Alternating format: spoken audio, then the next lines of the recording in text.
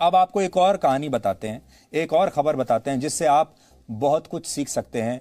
BJP की सफलता से आप सीख सकते हैं, लेकिन एक कंपनी है जिसकी असफलता से भी आप सीख सकते हैं। अब हम आपको इलेक्ट्रॉनिक्स की बड़ी कंपनी, मल्टीनेशनल कंपनी जिसका नाम है एलजी, आपने सुना होगा इसका नाम, एलजी के मोबाइल फोन्स के फेल होने की कहानी के बारे में बताते हैं। कहते हैं कि परिवर्तन के अलावा दुनिया में कुछ भी स्थायी नहीं है। घड़ी की सुई भी हर दिन अपने आप को रीसेट करती है, लेकिन एलजी ऐसा नहीं कर पाई, इतनी बड़ी कंपनी होने के बावजूद। और अब इस कंपनी ने अपने मोबाइल फोन के कारोबार को बंद करने का ऐलान किया है। सोचिए, एक समय जो कंपनी दुनिया में सबसे ज्यादा मोबाइल फोन सेट्स बनाती थी, उसने अब इस कारोबार से ही अपने आप को लॉग आउट कर लिया है। ऐसा कैसे हुआ? आज इस खबर को दिखाने का हमारा मकसद यह है कि आप बदलाव के प्रति अपने दृष्टिकोण को बदलें, क्योंकि बदलाव ही वो एक ऐसा नियम है जिसे तोड़कर, जिसका उल्लंघन करके आप बच नहीं सकते, और इसकी आपको कीमत भी चुकानी पड़ती है। इसलिए आज आप एलजी की गलतियों से सीख सकते हैं। आज से 8 वर्ष पहले जब मोबाइल फोन्स के बाजार में क्रांतिकारी बदलाव आ रहे थे, तब एलजी इस क्षेत्र की सबसे बड़ी कंपनियों में से एक थी। वर्ष 2013 में एलजी मोबाइल फोन्स बनाने वाली दुनिया की तीसरी सबसे बड़ी कंपनी थी। इसलिए आप याद रखिए, मोबाइल फोन बनाने वाली तीसरी दुनिया की सबसे बड़ी कंपनी, 2013 की बात है, ज्यादा पुरानी नहीं।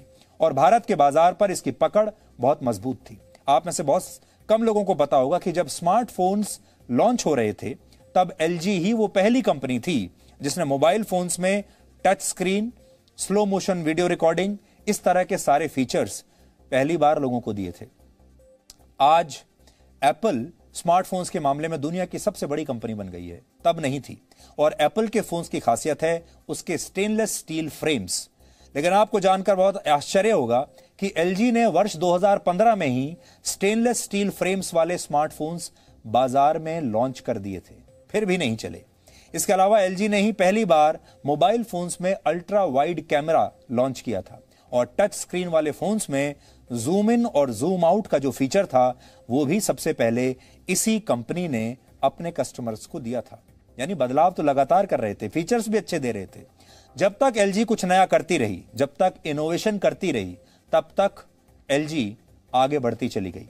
लेकिन वर्ष 2016 के बाद नई नई चुनौतियों ने इस कंपनी को बदलाव की कसौटी पर परखना शुरू कर दिया, क्योंकि ये दौर बदल रहा था, लगातार बदल रहा था, बहुत तेजी से बदल रहा था। ये वो दौर था जब बाजार में कई तरह के नए नए स्मार्टफोन्स लॉन्च हो रहे थे, नए नए फीचर्स आ रहे थे, अपडेट्स आ रहे थे, और एप्पल, सैमसंग और बहुत सारे चाइनीज कंपनियां अपना दबदबा बनाना शुरू कर चुकी थी, क्योंकि इस बीच इस पूरे कंपटीशन में चाइना की कंपनियां भी आ गई थी।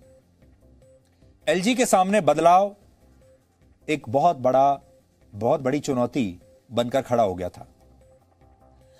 कंपनी ने अपनी रणनीति में कुछ परिवर्तन जरूर किया, बाउंस बैक करने की कई बार कोशिश की, लेकिन हर बार नाकाम रही। और उसके फेल होने की वजह थी समय के साथ बड़े बदलाव नहीं करना और घड़ी की तरह खुद को रीसेट नहीं करना। मोबाइल फोन्स के बाजार में प्रतिद्वंदी कंपनियों से टक्कर मिलने के बाद एलजी उस ढलान पर जाकर खड़ी हो गई जहां से उसका नीचे जाना तय था, निश्चित था। पिछले 6 वर्षों में इस कंपनी को इस बिजनेस में, यानी मोबाइल फोन के बिजनेस में 4.5 बिलियन डॉलर्स यानी 32,850 करोड़ रुपए का नुकसान हुआ है। और भारत में भी इस कंपनी ने मोबाइल फोन्स के मामले में अपनी पहचान खो दी है। वर्ष 2020 में भारत में लगभग 14 करोड़ 50 लाख स्मार्टफोन्स बिके थे, जिनमें एलजी के सिर्फ 4,35,000 फोन ही थे। यानी भारतीय मोबाइल फोन बाजार में उसकी हिस्सेदारी घटकर अब सिर्फ 0.3% रह गई है। 1% से भी कम, आधा परसेंट से भी कम, 0.3%।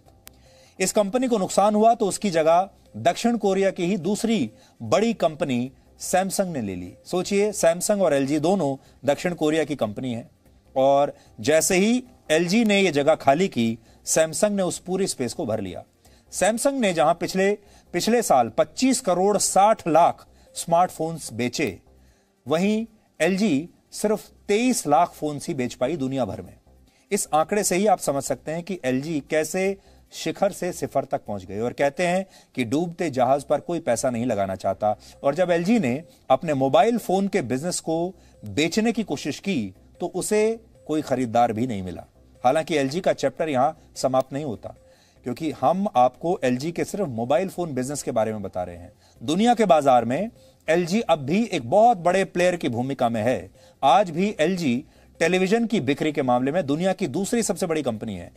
तो मोबाइल फोन तो नहीं बिक रहे, लेकिन टीवी उनके खूब बिक रहे हैं। कंपनी ने यह भी ऐलान किया है कि वो सिर्फ मोबाइल फोन के कारोबार को ही बंद कर रही है, बाकी सब वैसे ही रहेगा, क्योंकि वो कंज्यूमर अप्लायंसेस, आर्टिफिशियल इंटेलिजेंस और रोबोट्स के बिजनेस पर अब ध्यान देना चाहती है। यहां आपको एक दिलचस्प बात बताते हैं। जब वर्ष 2007 में एप्पल कंपनी का पहला मोबाइल फोन बाजार में आया, तब पूरी दुनिया में मोबाइल फोन बनाने वाली 5 बड़ी कंपनियां हुआ करती थी। पहले नंबर पर नोकिया थी, उसके बाद मोटोरोला, फिर सैमसंग, सोनी और एलजी। लेकिन आज इनमें से सिर्फ सैमसंग बची है, जिससे पता चलता है कि अगर समय के साथ बदलाव और रिफ्रेश का बटन नहीं दबाया जाए, रीसेट का बटन नहीं दबाया जाए, तो सफलता असफलता का रूप भी ले सकती है। और आज हम आपसे यही कहना चाहते हैं कि जो बदलते नहीं, अक्सर उन्हें भुला दिया जाता है। इसे आप कुछ उदाहरणों के जरिए भी समझ सकते हैं। आपको याद होगा, आज से 1 दशक पहले जब ईमेल वाले संवाद के लिए दुनिया याहू पर निर्भर करती थी, जब ईमेल्स की शुरुआत हुई थी,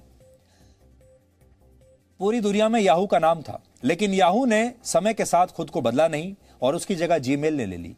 उसी तरह ऑर्कुट के साथ हुआ, जो फेसबुक की तरह एक सोशल मीडिया प्लेटफॉर्म था, बहुत बड़ा था, लेकिन ऑर्कुट की फंक्शनिंग में कई खामियों और दूसरे कारणों की वजह से लोग फेसबुक पर शिफ्ट हो गए। और आज दुनिया भर में फेसबुक के 260 करोड़ मंथली यूजर्स हैं। ऐसे आपको और बहुत सारे उदाहरण मिल जाएंगे। एक उदाहरण आप अगर चाहें तो हॉटमेल का भी ले सकते हैं।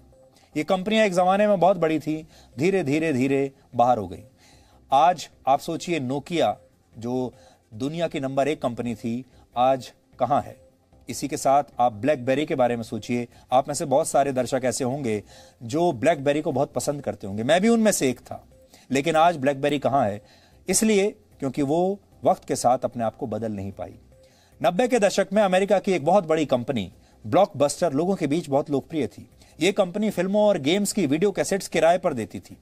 वर्ष 2000 में ऑनलाइन स्ट्रीमिंग कंपनी नेटफ्लिक्स ने $50 मिलियन यानी 365 करोड़ रुपए में खुद को ब्लॉकबस्टर को बेचने का प्रस्ताव रखा था। लेकिन ब्लॉकबस्टर ने इसे ठुकरा दिया और इसके 10 साल बाद यह कंपनी दिवालिया घोषित हो गई। जबकि नेटफ्लिक्स ने बदलाव की डोर को छोड़ा नहीं और आज दुनिया भर में उसके लगभग 20 करोड़ यूजर्स हैं। उस दिन अगर नेटफ्लिक्स को खरीद लिया होता तो वो कंपनी भी बच जाती, लेकिन नेटफ्लिक्स आज वो नहीं होती जो आज वो बन गई है। इसी तरह वर्ष 1888 में दुनिया में पहले कैमरे का निर्माण करने वाली कंपनी कोडेक समय के साथ खुद को बदल नहीं पाई और कैमरा बेचने के मामले में दुनिया की कई कंपनियों से पिछड़ गई। आपको जानकर हैरानी होगी कि डिजिटल कैमरे का निर्माण कोडेक ने ही सबसे पहले 1975 में कर लिया था। लेकिन खुद कोडेक डिजिटल फोटोग्राफी की ताकत को पहचान नहीं पाई और 2012 में यह कंपनी भी दिवालिया हो गई। अब आप अलग से कैमरा खरीदते भी नहीं होंगे, क्योंकि आपको सारे कैमरे आपके मोबाइल फोन में ही मिल जाते हैं। और आज का जो मोबाइल फोन जब आप देखते हैं विज्ञापन मोबाइल फोन के, तो वो आपको ये नहीं बताते कि ये फोन कितना अच्छा है, क्योंकि आप ले तो रहे हैं असल में एक फोन, लेकिन वो आपको ये बताते हैं कि इस फोन में कैमरा कितना अच्छा है। और आप भी कई बार ये सोचते होंगे कि आप कैमरा खरीद रहे हैं या फोन खरीद रहे हैं। अमेरिका के ऑटोमोबाइल सेक्टर में क्रांति लाने वाले हेनरी फोर्ड ने भी एक बार कहा था, if I had asked the public what they wanted, they would have said a faster horse। इसका मतलब है कि अगर मैं लोगों से पूछता कि उन्हें क्या चाहिए, तो वो कहते कि उन्हें तो बस एक तेज दौड़ने वाला घोड़ा चाहिए जो परिवर्तन को समझता है। यानी परिवर्तन का चक्का ही जीवन को निरंतर सही दिशा में ले जा सके। Presenting B News app available on Google Play and App Store. Download it now.